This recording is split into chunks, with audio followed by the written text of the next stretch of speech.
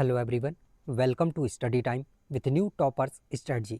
आज हम प्रतीक्षा त्रिपाठी जी, जिन्होंने पीसीएस 2022 में 20वीं रैंक के साथ एसडीएम का जो पद है वो पाया है, और इन्होंने इंटरव्यू के माध्यम से जो चीज़ें बताई हैं, जो गाइडेंस दिया है और इनकी जर्नी कैसी रही है, वो सारी चीज़ें यहाँ पर देखने वाले हैं। तो प्रतीक्षा जी ने 2016 में अपना ग्रेजुएशन पीसीएम से किया। इसके बाद 2018 में इन्होंने एमएससी किया फिजिक्स से, और तभी से इन्होंने अपनी जो प्रिपरेशन है वो स्टार्ट कर दी थी। इसके बाद प्रिपरेशन चली रही थी कि साथ में इन्होंने एमए किया सोशोलॉजी से, और 2020 में ये इनका एमए कंप्लीट हो गया।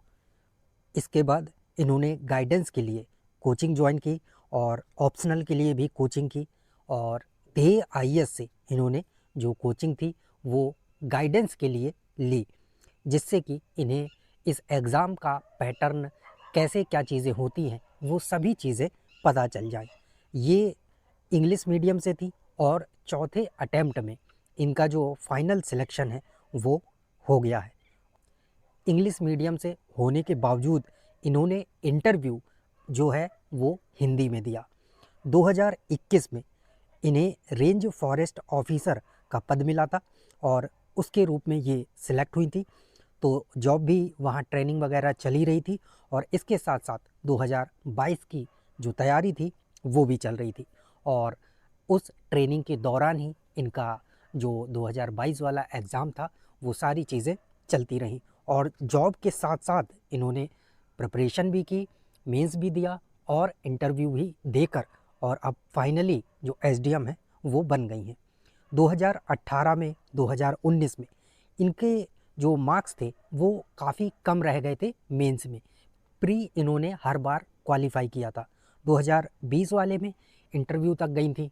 उसके बाद ये जो 2022 का दिया, इसमें मेंस पर इन्होंने ज़्यादा ध्यान दिया, क्योंकि 2020 वाले में जब इंटरव्यू दिया और उसकी मार्कशीट वगैरह आई तो इन्हें पता चला कि मेंस में कहीं ना कहीं कमी रह रही है। तो इन्होंने फिर मेंस पर ज़्यादा ध्यान दिया 2022 वाले में, और आज आप देख ही रहे हैं कि एसडीएम पद पर ये तैनात हैं। इनका जो प्री था वो तो आराम से हो जाता था। 2018 में हुआ, 19 में हुआ, 20 में हुआ, 22 में भी अब हो ही गया है। तो प्री आराम से हो जा रहा था, दिक्कत सिर्फ और सिर्फ मेंस में आ रही थी। तो इन्होंने उसमें ज़्यादा जो काम है वो किया, और इंटरव्यू में जो एक्स्ट्रा ध्यान है वो दिया, क्योंकि 2020 वाले में इंटरव्यू से बाहर हो गई थी, और इस बार जब ज़्यादा ध्यान दिया तो इस बार इन्हें सबसे ज़्यादा मार्क्स जो है वो इंटरव्यू में मिले, यानी कि हाईएस्ट मार्क्स इंटरव्यू में इन्हें 75 मार्क्स मिले इंटरव्यू में। प्री के लिए इन्होंने जो अपनी स्ट्रेटजी बताई कि 10 से 15 साल के पीवाईक्यू, उनको इन्होंने सबसे ज़्यादा सॉल्व किया और बार बार इसका रिवीजन किया। इससे क्या हुआ कि इनके जो फैक्ट थे वो सारे बहुत ही ज़्यादा जो मजबूत है वो हो गए, और इन्होंने इस चीज़ पर ज़्यादा ध्यान दिया कि जिन टॉपिक से ज़्यादा क्वेश्चन पूछे जा रहे हैं उन टॉपिक को और ज़्यादा मजबूत किया जाए, जैसे कि साइंस, पॉलिटी, जियोग्राफी। तो इन टॉपिक पर इन्होंने ज़्यादा पकड़ बनाई, और जियोग्राफी के लिए इन्होंने मैपिंग पर ज़्यादा फोकस किया, क्योंकि उससे रिलेट करके काफ़ी क्वेश्चन पूछे जाते हैं।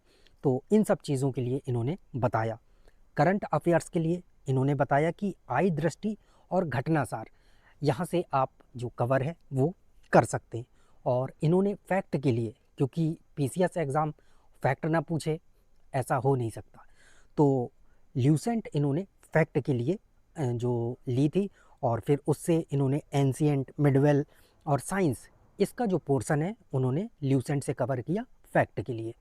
एक चीज़ और बताई जो बच्चों को ध्यान देना चाहिए कि पेपर अटेम्प्ट करने का जो तरीका है वो सही करें, सिली जो मिस्टेक्स हैं वो ना करें, एलिमिनेशन जो टेक्निक है उसका यूज़ कैसे करना है उस पर ध्यान दें। ऐसा नहीं कि कुछ भी करने लग रहे हैं। स्मार्ट गैस करना है, पहले की जो नॉलेज है उसका यूज़ करना है एलिमिनेशन मेथड में जो टेक्निक लगा रहे हैं। तो ये सारी चीज़ें जो करना है इन पे ज़्यादा फोकस करने की ज़रूरत है। और जब पेपर अटेम्प्ट कर रहे हैं तो इसको आपको 3 राउंड में करना है। पहले राउंड में इतना करिए कि जो क्वेश्चन आपको आ रहे हैं सबसे ज़्यादा उन्हीं पर फोकस करिए। उनको करने के बाद जब आप दूसरे राउंड में जाएं तब उन क्वेश्चन को करिए जिनमें थोड़ा सा आपको कन्फ्यूज़न लग रहा है कि ये हो सकता है, उनको करिए। और तीसरे राउंड में ऐसे क्वेश्चन आपको करने हैं जहाँ पर आपको गैस करना पड़े, जहाँ पर एलिमिनेशन टेक्निक का यूज़ करना पड़े, उन जगहों पर आप जो तीसरा राउंड है उन क्वेश्चन के लिए बचा के रखिए, जहाँ पे ये कह सकते हैं कि तुक्का लगाने हैं। और ये तब करना है तीसरे राउंड में ये चीज़ें, और ये भी नपा तुला करना है। और ये तब करनी है जब आपके क्वेश्चन 100 के आसपास रह रहे हों, ताकि आप 120 और 130 क्वेश्चन के आसपास पहुंच जाएं। क्योंकि ये पीसीएस एग्ज़ाम है और इसमें आप ऐसा नहीं कर सकते कि 90 क्वेश्चन करके छोड़ दें, और ऐसा भी नहीं करना है कि आपको 150 के 150 करने। तो आपको 120 से 130 के रेंज में रहना है, और उसके लिए जो स्ट्रेटजी है वो आपको बनानी है। और ये सारी चीज़ें प्रैक्टिस से आएंगी, तो उसके लिए आपको ज़्यादा से ज़्यादा प्रैक्टिस करनी है और रिस्क लेना है, बट स्मार्ट तरीके से। मॉक टेस्ट लगाइए, ज़्यादा से ज़्यादा मॉक टेस्ट लगाएंगे, और जितना ज़्यादा आप मॉक टेस्ट लगाएंगे उतना ज़्यादा आप में जो कॉन्फिडेंस है वो आएगा। PYQ के लिए इन्होंने एक चीज़ बताई जो ज़्यादातर जो टॉपर्स हैं वो बताते हैं, उसके उल्टा बताया इन्होंने। इन्होंने बोला कि इन्हें जो घटना चक्र है, जो आप देखते हैं कि 8 पार्ट में आती है, तो इन्हें घटना चक्र पर उतना भरोसा नहीं था। और यूथ पब्लिकेशन की भी आती है, वो भी बता रही थी कि ठीक ठाक है, अगर आपको लगता है आप दोनों में से कोई भी ले सकती है। लेकिन अगर आप ये कर सकें कि पिछले 10 से 15 साल के जो क्वेश्चन हैं उनको फ़ोटो स्टेट करा के खुद से सॉल्व करके, खुद से आंसर का नोट्स बना के, वो सारी चीज़ें अगर आप खुद से करते हैं तो वो सबसे ज़्यादा बेहतर होगा। तो अगर आप ऐसा कर सकते हैं तो करिए, क्योंकि इसमें मेहनत काफ़ी ज़्यादा लगेगी और उतना ही ज़्यादा रिसर्च आपको करना पड़ेगा। लेकिन अगर आप ये नहीं कर सकते हैं तो आप घटना चक्र या यूथ पब्लिकेशन इनको फॉलो कर सकते हैं। तो ये चीज़ें यहाँ पर इन्होंने सलाह दी। बट हर साल के पेपर का फ़ोटो स्टेट कराना ये काफ़ी मुश्किल काम हो जाता है। अगर आप ये कर लेते हैं तो ये आपके सिलेक्शन के लिए आसान हो जाएगा। एनसीईआरटी के सवाल पर इन्होंने बताया कि एनसीईआरटी मस्ट है, लेकिन इसका मतलब ये नहीं कि हमें 6 से लेके 12 तक की सारी एनसीईआरटी एकदम रट डालनी है। नहीं, कुछ एनसीईआरटी ऐसी हैं जिन्हें पढ़ना है, कुछ एनसीईआरटी ऐसी हैं जिन्हें नहीं पढ़ना है। इन्होंने जो गलती की थी उसको नहीं दोहराना है। इन्होंने जो मार्केट में चलता है कि ओल्ड एनसीईआरटी बेहतर है, न्यू एनसीईआरटी बेहतर नहीं है, तो इन्होंने दोनों खरीद ली थी। इसके साथ साथ एक ये भी है कि 6 से लेके 12 तक की सब पढ़ डालना है, तो ऐसा नहीं करना है। इन्होंने बताया कि आप जैसे कि पॉलिटी है, अगर आप उसके लिए लक्ष्मीकांत की बुक पढ़ लेते हैं तो ये इनफ है, आप फिर एनसीईआरटी पॉलिटी की मत पढ़िए। हिस्ट्री है, इसके लिए आप स्पेक्ट्रम, विपिन चंद्रा ये पढ़ लेते हैं तो फिर एनसीईआरटी पढ़ने की आपको ज़रूरत नहीं है। लेकिन कुछ ऐसे सब्जेक्ट हैं जिनकी आपको एनसीईआरटी मस्ट है, जैसे कि जियोग्राफी। तो एनसीईआरटी पढ़ना है, आप 9th 10th 11th 12th इसकी एनसीईआरटी कवर कर सकते हैं। इसके साथ साथ जो इकोनॉमी है, इसकी जो एनसीईआरटी है वो आपको पढ़नी है। तो एनसीईआरटी पे देखना है कि कौन सी आपको पढ़नी है और कौन सी नहीं पढ़नी है। सीसेट के लिए इन्होंने बताया कि सीसेट से ज़्यादातर बच्चे घबरा जाते हैं, क्योंकि इस समय माहौल ही ऐसा चल रहा है। हिंदी मीडियम वाले बोलते हैं कि इंग्लिश वालों को फ़ायदा होता है, इंग्लिश वाले बोलते हैं हिंदी वालों को फ़ायदा होता है। तो अगर आप हिंदी मीडियम हैं तो आपके लिए कुछ अलग से फ़ायदे हैं। आप हिंदी के जो क्वेश्चन हैं, जो कंप्रीहेंशन के क्वेश्चन हैं, जो स्किल बेस्ड क्वेश्चन आते हैं, उनसे अपना जो सीसेट है वो क्वालिफाई कर सकते हैं, उन पे मजबूती करके, उन पे पकड़ बना के। जो इंग्लिश मीडियम वाले विद्यार्थी हैं वो मैथ्स, रीजनिंग इन सब पे फोकस कर सकते हैं। और इनके लिए आपको जो सबसे ज़रूरी है वो है PYQ। आप PYQ ज़्यादा से ज़्यादा लगाइए, और ऐसा कभी नहीं होगा कि फिर आपका जो सीसेट है वो रुक जाए। एक सबसे बड़ी समस्या आती है न्यूज़पेपर की, कि न्यूज़पेपर पढ़ें या फिर ना पढ़ें। तो न्यूज़पेपर के लिए इन्होंने बताया कि आप न्यूज़पेपर पढ़िए, चाहे हिंदी का पढ़िए, इंग्लिश का पढ़िए, उसमें मत उलझिए।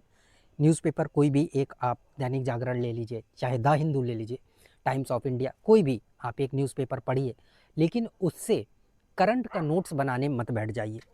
आप उसको केवल नॉलेज के लिए पढ़िए, एडिटोरियल पढ़िए, और अगर उसमें ऐसी कोई चीज़ मिलती है तो वो पढ़िए, और वो भी आधा से 1 घंटा बस। ऐसा नहीं कि आप उसका नोट्स बना रहे हैं बैठ के और फिर अगले साल वो आपके लिए बेकार। तो इतना आपको नहीं करना है। अगर आपको करंट करना है तो करंट के लिए आप मंथली मैगज़ीन है उन्हें फॉलो कर सकते हैं। कोई भी एक मैगज़ीन ले लीजिए, सारी मैगज़ीन ठीक ठाक होती हैं। और आप, या फिर अगर आपको बोरिंग लगता है, हालांकि लगना नहीं चाहिए, लेकिन अगर आपको बोरिंग लग रहा है, नहीं पढ़ पा रहे हैं या कवर नहीं कर पा रहे, तो आप यूट्यूब पर चैनल हैं जो मंथली जो करंट अफेयर्स है वो करवाते हैं, तो वहाँ से कर सकते हैं। इसके बाद एग्ज़ाम के पहले करंट अफेयर्स वार्षिकी आती है, तो वहाँ से आप पूरे वर्ष का रिवीजन कर सकते हैं। तो करंट अफेयर्स के लिए ये चीज़ें आप कर सकते हैं। ये तो इन्होंने प्री के लिए सारी चीज़ें बताई थी, और इसी सब का यूज़ करके ये 4 बार प्री का जो एग्ज़ाम है वो क्वालिफाई किए। अब इन्होंने मेंस के लिए जो स्ट्रेटजी बताई है कि मेंस के लिए ये क्या करती थी, तो इन्होंने बोला कि मेंस के लिए आपको ऐसा नहीं करना है कि सारे सब्जेक्ट मजबूत करना है। कुछ ऐसे सब्जेक्ट हैं जहाँ पर आसानी से जो नंबर हैं वो मिल जाते हैं, तो आपको उनमें ज़्यादा फोकस करना है ताकि वहाँ से ज़्यादा नंबर लाए जा सकें। जैसे कि इथिक्स है, हिंदी है, निबंध है, और हिंदी में तो इन्हें 106 सबसे ज़्यादा नंबर मिले थे।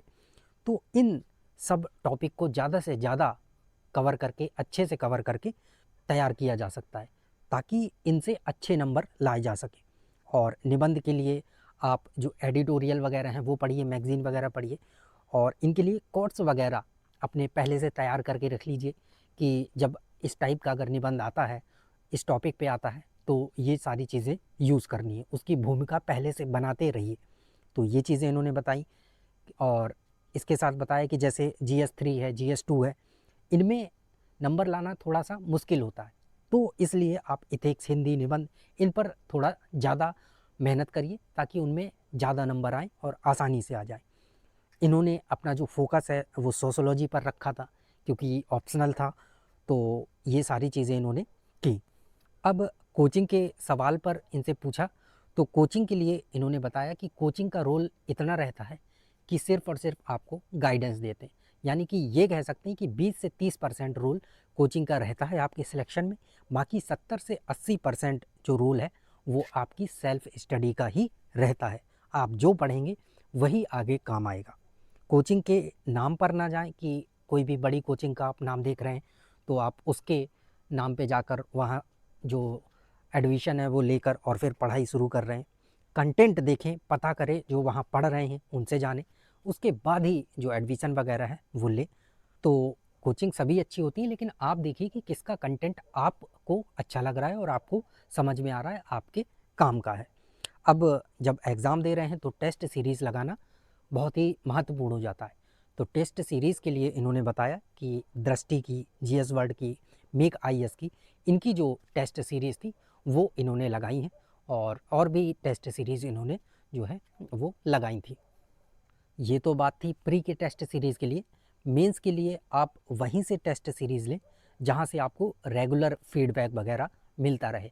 ऐसा ना हो कि आप टेस्ट सीरीज़ ले लें और उसके बाद आप आंसर राइटिंग करें, आंसर लिख के दें, लेकिन वहाँ से कोई फीडबैक ही नहीं मिल रहा है। तो आप कोचिंग के नाम वगैरह पे ना जाएं, और जहाँ से आपको रेगुलर फीडबैक वगैरह मिले तो आप उसी की जो टेस्ट सीरीज़ है वो लें। अब इनके इंटरव्यू पे चर्चा करते हैं। जैसा कि आप जान रहे हैं कि इंटरव्यू में सबसे ज़्यादा नंबर इन्होंने पाए हैं, 75 नंबर 100 में से। तो इसके लिए इनकी स्ट्रेटजी क्या रही, तो इन्होंने इंटरव्यू के लिए पहली चीज़ तो ये इस समय अपने ट्रेनिंग में थी, तो इनका जो उतना ज़्यादा इंटरव्यू के लिए तैयारी थी वो नहीं कर पाई। फिर भी इन्होंने मॉक इंटरव्यूज़ वगैरह दिए।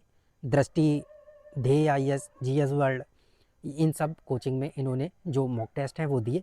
इसके साथ साथ ऑनलाइन जो मॉक टेस्ट हैं वो भी दिए, और राही सर के गाइडेंस में इन्होंने ज़्यादातर जो ऑनलाइन मॉक टेस्ट हैं वो दिए। और इन्होंने बताया कि यही जो ऑनलाइन मॉक टेस्ट थे ये ज़्यादा बेनिफिशियल रहे इनके लिए। और ख़ुद के लेवल पर भी इन्होंने थोड़ा वर्क किया, जैसे कि पर्सनालिटी पर इन्होंने अपनी ध्यान दिया, कैसे आंसर डिलीवर करना है उस पर ध्यान दिया, बिना डरे कैसे बोलना है, अगर कोई क्वेश्चन नहीं आ रहा है तो उसको कैसे बताना है कि ये क्वेश्चन नहीं आ रहा है। मतलब कि इंटरव्यू में जब आपको कोई क्वेश्चन नहीं आ रहा हो तो हम्बली आपको बता देना है कि इस पे अभी मुझे वर्क करना और ये क्वेश्चन मैं अभी असमर्थ हूँ बताने में। तो ये सारी चीज़ें इन्होंने इस पर अपना जो वर्क है वो किया और यही सारी चीज़ें तैयार करने के बाद इन्हें इंटरव्यू में हाईएस्ट मार्क्स, इसके साथ साथ पीसीएस 2022 में 20वीं रैंक के साथ एसडीएम का पद मिला। और लास्ट में इन्होंने बच्चों को जो सलाह दी है उसमें बोला है कि रिज़ल्ट पर ध्यान ना दें कि रिज़ल्ट कैसा आएगा, आपको अपनी जर्नी पर ध्यान देना है जो आप अभी कर रहे हैं। बिल्कुल भी डरना नहीं है, ये नहीं सोचना है कि होगा या नहीं होगा, इन पर ध्यान नहीं देना है। स्मार्ट स्टडी करनी है, एनालिसिस आपको करते रहना है और मेहनत के लिए हमेशा तैयार रहना है। कंसिस्टेंसी बनाए रखिए, कोई भी दिन ऐसा आपका जीरो डे नहीं होना चाहिए, यानी कि जीरो स्टडी डे बिल्कुल भी नहीं होना चाहिए। और भले आप दिन में आधा घंटा पढ़ें, भले आप 1 घंटा पढ़ें, लेकिन पढ़ाई ज़रूर करें। आपका रूटीन 8 घंटे 10 घंटे का हो, लेकिन अगर किसी दिन आप नहीं पढ़ पा रहे हैं तो बिना पढ़े ना रहें, भले आधा घंटा आप उसके लिए कैसे भी करके निकालें, लेकिन निकालें ज़रूर। तो ये इनकी सलाह थी। तो चलिए मिलते हैं न्यू टॉपर्स स्ट्रेटजी के साथ, तब तक के लिए जय हिंद, थैंक यू।